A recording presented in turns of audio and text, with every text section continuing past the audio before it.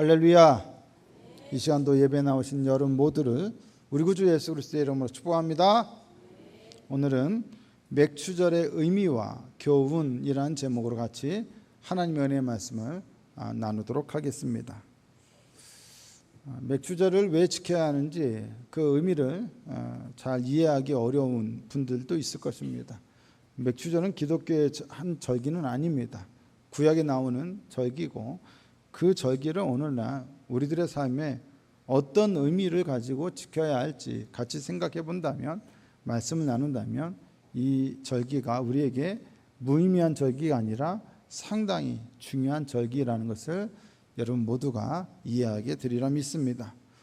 유대교의 절기에는 유대교의 중심, 신앙의 중심에는 삼절기 오제사가 있습니다. 따라해 보실까요? 삼절기 오제사. 네, 오제사는 지난주에 같이 살펴봤죠. 무엇이 있다고 했죠? 오제사에 번제. 번제 아니에요? 번제 아니에요? 번제예요. 어쨌든 번제, 그 다음 소제, 화목제, 속건제, 속제제. 항상 기억해 두시기 바랍니다. 이게 구약의 5대 제사입니다. 자, 그렇다면 유대교에 있어서 3대 절기는 뭘까요? 3절기는 유월절, 맥추절, 초막절, 이렇게 세 가지입니다. 자, 오제사, 소제, 번제, 소제, 화목제, 속건제, 속제제. 3절기, 유월절, 맥추절, 초막절, 이렇게 기억해 두시면 됩니다. 그래서 이것을 중심으로 유대교 신앙이 형성되어 있다. 그래서 유대교 신앙 중심에는 3절기 5제사가 있다. 여러분 모두가 잘 기억해 두시기를 바랍니다. 그런데 오늘은 지난주는 5제사 중에 화목제에 대해서 같이 나누었고요. 오늘은 3절기 중에 화목제에 대하여 같이 화목제가 아니죠. 자꾸 왜 이러죠? 맥추절에 대하여 같이 나눠볼 시간이 있죠. 그런데 절기는 하나인데 이 맥추절에는 이름이 세 가지가 있습니다. 세 가지. 어떤 이름이 있죠? 맥추절, 칠칠절, 오순절. 헷갈리죠? 계속 외울 게 많아져. 그죠? 근데 여러분 어렵게 생각하지 마시고 한번 이 설교를 따라오다 보면 왜 맥추절이라고도 하고 왜 칠칠절이라고도 하고 왜 오순절이라고도 하는지 이해할 수 있습니다. 나는 왜 칠칠절이라고 부르는지 이해하고 있다. 나는 왜 오순절이라고 부르는지 이해하고 있다. 있으십니까? 맥추절을 왜 우리가 지켜야 하는지 이해하고 있다. 있으십니까? 오늘은 그것을 같이 생각해 보고자 합니다. 맥추절이라는 이름에 대해서 먼저 생각해 볼게요. 이 맥추절을 의미하는 히브리어는 두 가지가 있습니다. 하나는 욤 하비쿠림이라고 하는 말이 있고, 써있기는 욤 히비쿠림이라고 있는데 오타입니다. 욤 하비쿠림입니다. 뜻은 첫 수확의 날, 첫 번째 수확의 날. 그리고 하카치르라고 하는 말이 있는데 추수 명절 혹은 추수의 명절이라는 뜻이에요. 근데 여러분 우리가 잘 알듯이 유월절, 맥추절, 초막절 다 무엇과 관련된 절기입니까? 다 추수와 관련된 절기입니다. 유월절이? 유월절도 그렇습니다. 유월절 하면 우리는 출애굽만 생각하는데 출애굽도 연관되어 있지만 유월절도 추수와 연관되어 있습니다. 맥추절도 당연히 추수와 관련된 절기고 첫 번째 수확물을 가지고 감사드리는 절기예요. 초막절을 제외하고 유월절과 맥추절은 모두 상징적으로 첫 번째 수확물을 하나님께 바침으로써 모든 추수물에 대한 감사를 드립니다. 출애굽기 34장 22절을 보시면 칠칠절 곧 맥추의 초실절을 지키고 새말에는 수장절을 지키라. 여기서 새말은 연말을 가리키고요. 그 다음에 수장절은 초막절을 가리킵니다. 초막절에 다른 이름이 있죠. 그런데 칠칠절이에요. 칠칠절을 뭐라고 말합니까? 맥추의 초실절이라고 말을 하고 있죠. 그러면 여러분 초실이라고 하는 말은 아시죠? 초실. 초실은 첫 번째 수확 혹은 첫 번째 열매 혹은 결실을 가리키는 말입니다. 그러면 맥추절의 초실절에서 말하는 이 첫 번째 수확물은 무엇에 대한 첫 번째 수확물을 가리킬까요? 무엇에 대한 첫 번째 열매를 가리킵니까? 그렇습니다. 그것은 바로 밀의 첫 번째 수확물입니다. 밀. 우리나라의 주식은 쌀이지만 그들의 주식은 밀입니다. 밀. 맥추절이라고 하니까 맥추라고 하는 말 때문에 많은 사람들이 이때 추수하는 것을 보리일 거라고 생각을 합니다. 그러나 아닙니다. 맥추절에 추수하는 것은 뭐다? 밀이다. 그러면 보리는 언제 추수한다? 그게 바로 6월절입니다. 6월절은 보리를 추수해서 보리의 첫 번째 수확물을 하나님께 드립니다. 이 첫 번째 수확물을 가지고 보리를 빻아가지고 가루를 만들겠죠? 그 가루를 가지고 드리는 게 소제예요.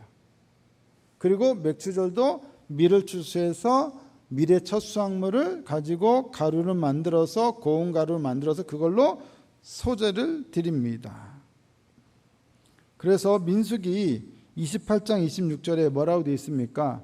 77절 처음 익은 열매를 드리는 날에, 이게 바로 맥추절이에요. 너희가 여호와께 뭐를 드려라? 새 소제를 드릴 때에도 성회를 보이고 아무 일도 하지 마라.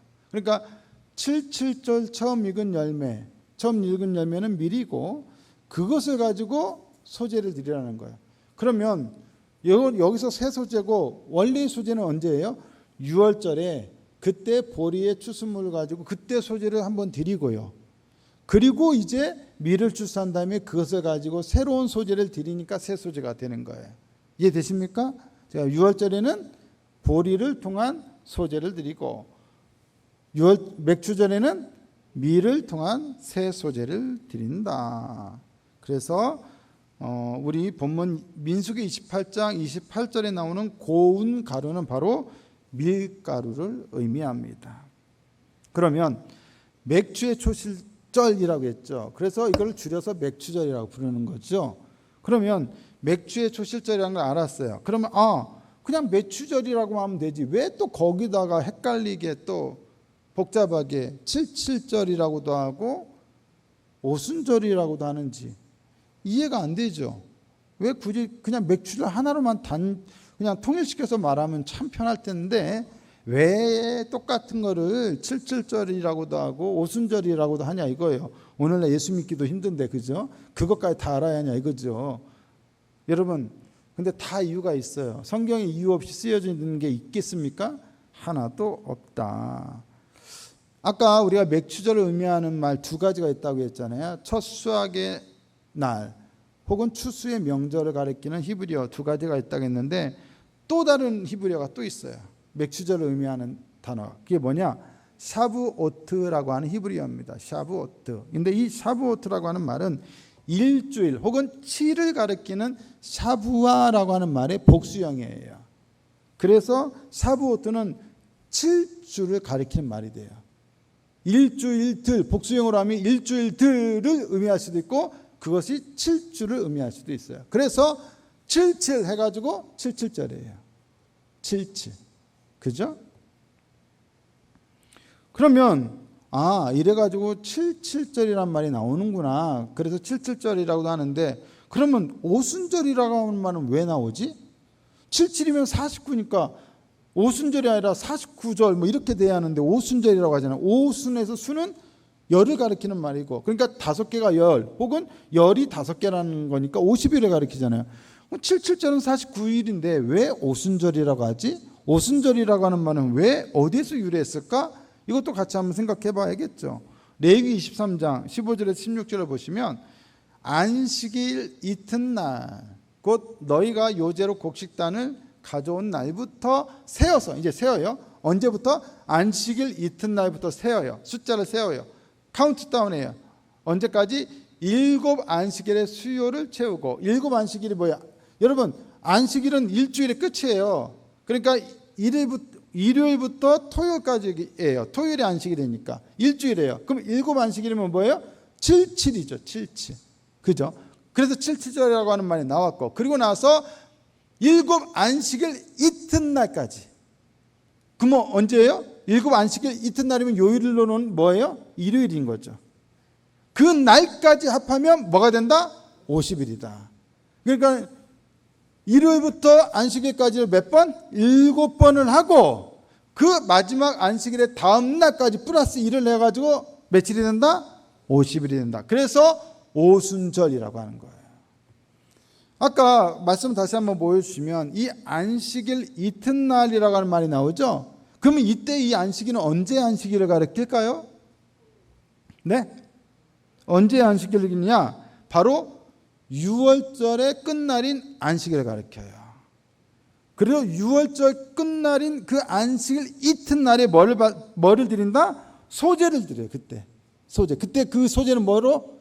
밀로 만든 밀을 가루로 만들어서 만든 소제를 드려요. 그리고 나서 50일 딱 개수해서 50일째 되는 날 뭐를 드린다? 그때는 밀이죠. 새 소제. 뭘로 만든? 밀로 만든 새 소제를 드린다. 그러니까 여러분 생각해 보세요. 6월절이 끝나는 안식일 이튿날에 보리로 만든 소제를 드리고 그리고 나서 50일째 되는 날 밀추수를 통해서 밀로 가루를 만든 새 소제를 드려야 하니까 정확하게 언제? 50일째 드려야 하니까 이때부터 어떻게 해야 돼요? 정확하게 드리려면 숫자를 어떻게 해야 돼요? 세야 돼요. 카운트다운을 해야 돼요. 하나, 둘, 셋 해가지고 며칠까지? 50일째까지. 그래서 50일째 드리는 거예요. 그게 바로 뭐다? 오순절이고 77절이고 맥추절이다. 다 이해가 되셨죠? 한번 그림 한번 다시 한번 자료를 한번 보실까요? 정리해 드릴게요. 자료를 한번 보여주세요. PPT 자료. 예. 자, 6월절은 니산월, 히브리어로 니산월이에요. 그러니까는 이게 니산월은 유대력의 첫째 달이에요. 우리 식으로 하면 1월이죠. 근데 그게 오늘날의 달력을 하면 3월에서 4월 사이예요. 그때 니산월 15일부터 21일까지 딱 일주일을 6월절을 지켜요. 무교병을 먹어요. 누룩을 넣지 않는 무교병을 먹는다 해서 무교절이라고 해요. 어쨌든 일주일을 이렇게 지내고 나서 그 다음날 안식일 다음날 그날에 뭐를 드린다? 소제를 드린다. 소제. 뭘로 만든? 보리로 만든. 그래서 그 다음 자료 보시면 이 소제 드리는 첫 번째 날, 그죠? 하얀색 첫 번째 날, 이때부터 일주일 안식일까지. 그리고 몇 번? 7번을 드리고 나서 마지막 안식일의 다음 날, 이튿날, 그때 뭘 드린다? 새 소제를 드린다. 다 합치면 며칠? 50일. 이해되시죠? 그래서 시작은 6월절 끝나는 안식일 다음 날에 소제를 드리고 50일 지나서 새 소제를 드리는 거. 그래서 이 간격이 50일 차이. 그래서 6월절과 오순절 혹은 맥추절이 50일 차이다. 이해되셨습니까? 그래서 이름의 유래는 이제 이해됐을 겁니다. 맥추절의 의미는 뭐예요? 미래 추수, 첫 추수를 드리는 거고, 그 다음에 77절은 안식일을 몇 번? 7번. 그리고 50일은 안식일 이튿날에 새 소제를 드려서 50일째 되는 날 소제를 드리기 때문에 오순절이다. 여기까지는 다 이해가 되었을 겁니다. 근데 중요한 건 왜 그러면 하필 7주가 있냐 이거예요. 왜 하필 50일째 새 소제를 드려야 하느냐는 거죠. 이게 중요해요, 사실은. 6월절부터 오순절까지의 이스라엘의 기후는 봄에서 초여름으로 넘어가는 시기입니다. 이거를 다르게 말하면 우기 끝에서 본격적으로 건기로 들어가는 시기라는 얘기입니다. 건기에는 비가 안 내려요. 우기까지 비가 내리고. 그리고 이 7주 동안 이스라엘은 비구름을 동반한 북서풍과 사막의 남동풍이 교대로 불어옵니다. 아라비아 반도에서 남동풍이 불어오고 저쪽 지중해 쪽에서 습한 차가운 바람, 북서풍이 불어옵니다. 양쪽에서 다 불어요. 교대로. 이 북서풍은 비구름을 동반한 차갑고 습한 바람이었고, 그러니까 이 북서풍이 불면 뭐가 내릴 수 있다는 거예요? 비가 내릴 수 있고 또 뭐도 내릴 수 있다? 우박도 내릴 수 있어요. 우박 많이 내립니다. 이스라엘과 요르단. 그리고 사막에서 불어오는 남동풍은 뜨겁고 건조한 바람이었습니다. 그리고 이 뜨겁고 건조한 바람이 불기 시작하면 푸르던 모든 식물들이 다 말라갑니다. 완전히 마릅니다. 누렇게 마릅니다. 참 신기해요. 일주일 사이에 말라버립니다. 참. 그런데 이 북서풍과 남동풍은 각각 당시 이스라엘에서 자라는 작물들과 관련이 있었습니다. 당시 이스라엘에서 생산되는 주요 소산물은 7가지였어요. 신명기 8장 7절에서 8절을 보시면 이렇게 말씀합니다. 내 하나님 여호와께서 너를 아름다운 땅에 이르게 하시나니 그곳은 골짜기든지 산지든지 시내와 분청과 샘이 흐르고 밀과 보리의 소산지요 포도와 무화과와 석류와 감람나무와 꿀의 소산지라. 총 몇 가지입니까? 네, 7가지입니다. 이것을 가나안 땅의 7대 소산물이라고 합니다. 7대 소산물. 자료를 넘겨주세요. 넘기시면 자, 그 중에 2개는 뭐예요? 사람이 먹는 곡식이에요. 예, 무엇과 무엇? 밀과 보리. 자, 한번 찬양해 볼까요? 밀과 보리가 자라네, 밀과 보리가 자라네, 밀과 보리가 자라는 것은 누구든지 알지요. 농부가 씨를 뿌려. 그만. 그 다음 가사를 잘 몰라요. 자, 이해되시죠? 2개는 곡식이에요. 사람이 먹는 거예요. 근데 사실 주식은 뭐라고요?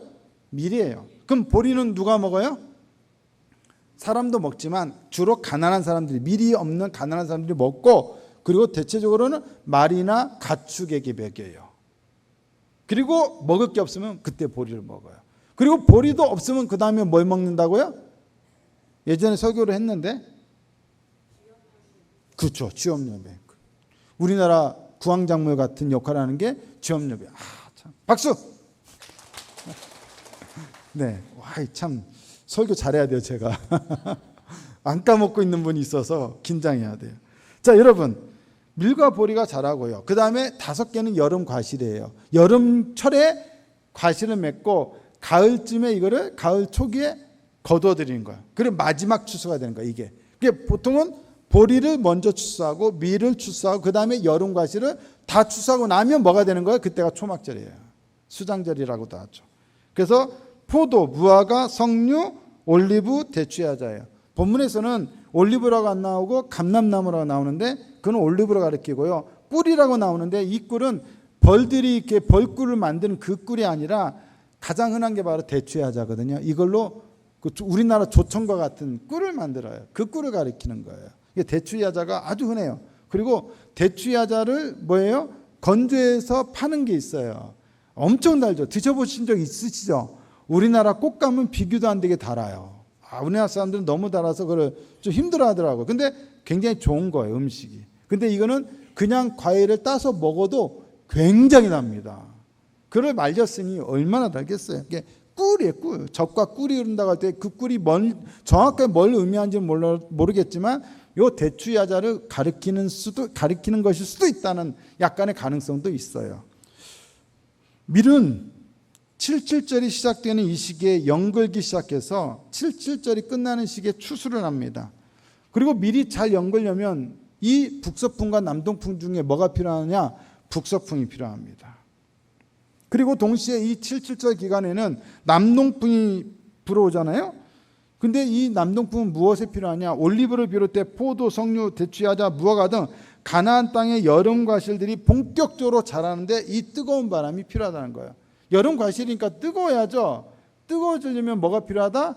남동풍 바람이 필요하다. 그래서 이때의 기후에 있어서 밀 농사도 잘 되고 여름 과실 농사도 잘 되는 가장 이상적인 조건은 이 7주 기간의 첫째 주간은 북서풍이 불고 나머지 6주간에는 남동풍이 불어올 때 가장 이상적인 조건이 돼요. 그때는 밀도 풍성해지고 농사가 잘 되고 여름 과실도 농사가 잘 돼서 완전히 풍년이 되는 것입니다. 그러니까는 적절한 때에 북서풍이 불다가 멈추고 적절한 때에 남동풍이 불어와줘야 돼요.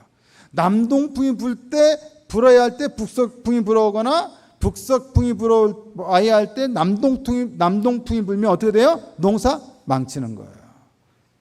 근데 여러분, 우리가 잘 알듯이 날씨라는 것은 어떻습니까? 늘 일정하지가 않아요. 우리가 원하는 대로 되는 게 아니에요. 비가 왔으면 좋겠다 한다고 비가 오는 것도 아니고 비가 그쳤으면 좋겠다고 해서 비가 그치는 게 아니에요. 우리의 영역 밖의 일이에요. 북서풍이 불어야 할 때 남동풍이 불 수도 있고 반대로 남동풍이 불어야 할 때 북서풍이 불 수도 있습니다. 77절이 끝나가는 때는 밀추수기입니다. 그런데 이 추수기에는 북서풍은 멈추고 남동풍이 불어줘야 합니다. 그런데 멈춰야 할 북서풍이 이때 불면 하나의 밀 농사는 완전히 망치게 되고 그 해에는 수많은 아사자들이 발생하게 됩니다.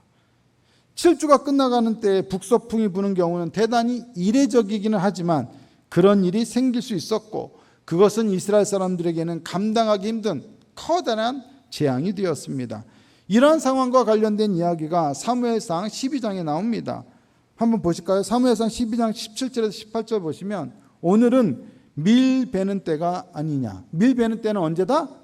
77절의 후반부다 이거예요. 후반부. 내가 여호와께 아뢰니 여호와께서 우레와 비를 보내사. 자, 우레와 비가 있다는 얘기는 바람이 무슨 바람이 분다는 얘기입니까? 네, 북서풍이 불어한다는 거죠. 너희가 왕을 구하니고 여호와의 목전에서 범한 죄악이 큼을 너희에게 밝게 알게 하시리라. 이 북서풍, 즉 밀베는 때의 북서풍을 하나님께서 불어오게 하신다는 것은 축복입니까? 저주입니까? 저주죠. 뭐에 대한? 왕을 구한 일에 대한 심판을 하겠다는 거예요. 뭘로? 날씨를 통해서. 이에 사무엘이 여호와께 아뢰매 여호와께서 그날에 우레와 비를 보내시니 즉 북서풍이 불어오게 하시니 모든 백성이 여호와와 사무엘을 크게 두려워하니라. 아까 말씀드렸듯이 밀베는 때란 6월절 이후에 7주가 끝나가는 시점을 말합니다. 바로 그때 우레와 비, 즉 북서풍이 불게 되면 그것은 밀수확을 완전히 망치게 되는 큰 재앙이 됩니다. 때문에 백성들은 모두 크게 두려워하며 사무엘을 향해서 이렇게 간청합니다. 사무엘상 12장 19절입니다. 모든 백성이 사무엘에게 이르되 당신의 종들을 위하여 당신의 하나님 여호와께 기도하여 우리가 죽지 않게 하소서. 우리가 우리의 모든 죄에 왕을 구하는 악을 더하였나이다. 밀수확기인 77절에 비와 우박이 내리면 밀 농사를 망치게 되고 그러면 수많은 아사자가 속출할 수 있는 상황이 됩니다. 즉 모두가 굶어 죽을 수 있는 상황이 될 수 있다는 것을 이스라엘 백성들은 너무도 잘 알고 있었습니다. 때문에 자신들이 이것 때문에 죽지 않게 해달라고, 즉 굶어 죽지 않게 해달라고 간청할 수밖에 없었던 것입니다. 당시의 모든 농사는 이렇듯 날씨에 절대적인 영향을 받았기 때문에 이스라엘의 농부는 항상 애타는 심정으로 하늘을 바라보아야만 했습니다. 바람이 어디로 불고 있는가? 하나님께서 이 바람을 어떻게 운행하고 계신가? 하나님을 바라보는 거예요. 북서풍과 남동풍이 부는 기상 상황이 예상치 않게 변화되면 그것은 아주 무서운 재앙이 될 수밖에 없었습니다. 자연의 날씨는 변화무쌍합니다. 대체적으로 순조로울 때도 있었지만 전혀 예상치 못했던 돌발 상황이 발생하기도 합니다. 북서풍이 불어야 할 때 남동풍이 불 수도 있고 남동풍이 불어야 할 때 북서풍이 불 수도 있었습니다. 농사가 완전히 마무리될 때까지 농부들이 어떻게 마음을 편히 놓을 수 있었겠습니까? 날씨를 주관하시는 분은 하나님이십니다. 때문에 하나님께서 돕지 않으시면 결코 이스라엘 백성들은 제대로 된 수확을 거둘 수 없었습니다. 자연적인 관점에서 보면 수확은 날씨와 관련됩니다. 하지만 신앙적이고 영적인 관점에서 보면 수확을 위한 이 날씨는 전적으로 하나님의 섭리, 하나님의 주권, 하나님의 은혜와 관련됩니다. 이스라엘 백성들은 누구보다 그것을 잘 알았습니다. 농사에 적합한 최적의 날씨, 기후는 인간 능력 밖의 일입니다. 우리가 할 수 있는 일이 아니에요. 지금까지도 우리는 그 과학기술이 발전했어도 날씨와 기후를 우리 마음대로 못해요. 지금 중국에서 엄청난 홍수가 발생한다고 하잖아요. 중국이 지금 기술이 엄청 좋아졌거든요. 어떤 거는 우리나라보다 훨씬 더 앞섰다고 해요. 과학기술 중에. 근데 날씨를 못 막아요. 그거 막을 수 있었으면 홍수 안 생기죠. 수많은 사람들 안 죽죠. 재산 피해 안 당하죠. 근데 아직도 인간은 날씨를 조정 못합니다. 날씨는 오직 하나님만이 주관하실 수 있고 이스라엘에게 그 날씨를 통해서 이스라엘에게 복을 주실 수도 있고 그 날씨를 통해서 이스라엘을 심판하실 수도 있는 거예요. 심판과 복을 위하여 하나님은 얼마든지 날씨를 주관하실 수 있어요. 만일 이스라엘의 농부들이 맥추절에 그들이 기대하는 만큼의 수확을 거둘 수 있었다면 그것은 오직 날씨를 관장하시는 하나님께서 그들에게 복과 은혜를 베푸셨기 때문입니다. 북서풍이 불어야 할 때 북서풍이 불어오게 하셨고, 그게 그치고 남동풍이 불 때 남동풍이 불어오게 하신 거예요. 북서풍이 불 때 남동풍이 불게 하고, 남동풍이 불어야 할 때 북서풍이 불어오게 하면 끝장인 거예요. 아주 미묘한, 하지만 아주 섬세하게 하나님이 날씨를 만져주시고 주관해 주셨기 때문에 적절한 수확과 추수를 거둘 수가 있었던 것입니다. 맥추절은 바로 그렇게 그들을 향해 베풀어진 하나님의 놀라운 은혜와 넘치는 복에 대하여 감사드리는 절기였던 겁니다. 아멘이십니까? 말씀을 정리합니다. 말씀을 정리합니다 하면 딱 눈이 팍 떠지지 않습니까? 살다 보면 이스라엘의 날씨처럼 우리의 삶의 조건도 변화무쌍할 때가 있습니다. 우리는 우리의 힘으로 돈을 벌고 경제적 풍요를 누리고 사업이 잘 되고 직장 생활도 평탄하고 물질적으로 안정적인 삶을 살고 있다고 착각할 때가 많습니다. 누구에게나 다 계획이 있습니다. 자신이 모든 것을 계획하고 살아간다고 생각합니다. 하지만 결정적인 위기가 닥치면 그게 나의 계획이 아니라는 것을 깨닫게 됩니다. 뜻하지 않게 금융 경제 위기, 국제 외환 위기, 코로나가 닥치면 그때서야 많은 사람들은 비로소 이 모든 것이 나의 힘으로 되는 것이 아니었음을 깨닫게 됩니다. IMF가 왔을 때 수많은 사람들이 고통을 당했습니다. 금융위기가 왔을 때 또 위기를 겪었습니다. 코로나가 왔을 때 또 어려움을 당했습니다. 우리가 그걸 주장할 수 있습니까? 주관할 수 있습니까? 오늘날 세계 경제 상황은 7.7절 기간의 이스라엘 날씨처럼 좀처럼 예상하기가 힘듭니다. 그런 상황에서 우리가 평안하게 살고 있다면 그것은 전적으로 우리 자신이 잘나서가 아니라 우리의 힘으로 뭔가를 해내서가 아니라 사실은 하나님께서 은혜를 베푸셔서 우리를 보호하고 계시기 때문입니다. 우리의 몸이 지금도 건강하고 우리의 가정이 평탄한 것은 전적으로 하나님의 은혜로 인한 것이지 우리가 잘나서 그런 게 아닙니다. 여러분, 농사는 우리 마음대로 안 됩니다. 그죠? 그 중에서도 가장 안 되는 농사가 뭐예요? 자식 농사잖아요. 자식 농사가 뜻대로 안 됩니다. 안 돼요. 저를 보세요. 안 된다니까요. 저만 그래요?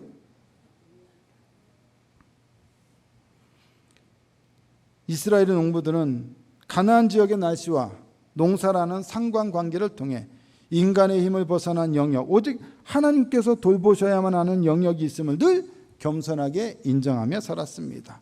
그리고 그들이 거둔 모든 수확에 대한 주권이 철저하게 하나님께 있음을 인정했습니다. 때문에 그들이 거둔 것이 많든 적든 그들이 거둔 것들에 대하여 진심으로 하나님께 감사를 드렸던 것입니다. 그것은 전적인 하나님의 은혜였기 때문입니다. 그러므로 우리는 맥추절의 의미를 제대로 이해해야 합니다.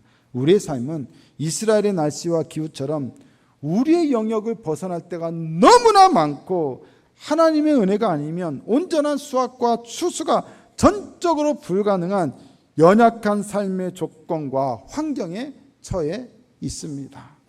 때문에 우리에게 크든 작든 어떤 결실이라도 있다면 그것은 전적으로 하나님의 은혜로 인한 것을 우리는 온전히 고백해야 합니다. 그리고 우리의 영역 너머에 있는 것들에 대하여 하나님께서 은혜롭게 섭리하시고 주장하셨고 은혜를 베푸셨기 때문에 우리에게 이러한 것들이 주어졌다는 사실을 믿어야 합니다. 우리는 믿음으로 그것을 인정해야 합니다. 믿음으로 그것을 인정할 때 비로소 우리는 진정한 마음으로 감사와 찬양을 하나님께 올려드릴 수 있는 것입니다. 바로 이스라엘 백성들은 가나안 땅에 살면서 그러한 날씨를 통하여 하나님의 은혜를 날마다 경험했기 때문에 그들은 이 맥추절을 지킬 때 하나님께 나아올 때 빈손으로 나오지 아니하고 자신들의 수확물을 상징하는 첫 수확물을 하나님께 가지고 나와서 감사와 정성의 마음을 가지고 하나님께 드렸던 것입니다. 여호와께 나올 때는 이 모든 것이 은혜였습니다라는 것을 고백하는 마음으로 정성을 가지고 예물을 가지고 주님께 나와야 합니다. 여러분, 빈손으로 나와서는 안 됩니다. 우리는 농사를 짓지 않기 때문에 농산물을 갖고 오지는 않지만 우리에게 주신 결실에 대한 감사의 마음을 담아서 하나님께 마땅히 드리는 것이 그게 온전한 신앙입니다. 맥주절은 의미 없는 절기가 아닙니다. 인간의 영역을 넘어서는 하나님의 은혜의 영역이 있어서 그 은혜 때문에 오늘 우리가 이렇게 살아가고 있습니다. 믿으시면 아멘. 맥주절은 다시 한번 인간의 연약한 삶의 환경과 조건, 그리고 그 가운데 역사하신 하나님의 은혜의 섭리가 있다는 것을 인정하고 고백하며 감사를 드리는 참으로 귀중한 절기인 것입니다. 지난 상반기 동안 우리는 6개월 동안을 하나님의 은혜 가운데 살았습니다. 수많은 위기가 있었습니다. 건강상의 위기, 가정상의 위기, 자녀들의 위기, 직장의 위기, 사업의 위기, 모든 게 돌아보면 하나님의 은혜로 되어진 것이지 우리의 능력과 우리의 힘으로 되어진 것은 별로 없습니다. 열심히 살았던 거, 그거 감사한 일입니다. 우리가 최선을 다했습니다. 하지만 그 모든 연약한 우리의 상황과 조건 속에 하나님이 개입하시지 않았다면 지금 우리가 거둔 것은 이것과는 전혀 다른 것이 되었을 것입니다. 한순간에 북서풍이 불어야 할 때 남동풍이 불고 남동풍이 불어야 할 때 북서풍이 불면 한순간에 훅 가는 겁니다. 인생 한순간에 훅 간다고 하잖아요. 그런데 하나님이 우리를 지키셨습니다. 은혜를 베푸셨습니다. 맥주절은 그러하니 더욱더 하나님께 감사드려야 마땅합니다. 이제 우리는 이러한 맥주절의 의미와 교훈을 알아야 합니다. 그리고 그 의미와 교훈을 되새기며 항상 하나님께 온전히 감사하는 삶을 살아가며 특별히 더욱 진지하게 우리의 삶에 이 연약한 삶에 은혜를 베푸시는 하나님을 더욱더 신뢰하며 남은 하반기도 여러분 모두가 믿음 안에서 살아가며 승리할 수 있기를 예수님의 이름으로 축복합니다.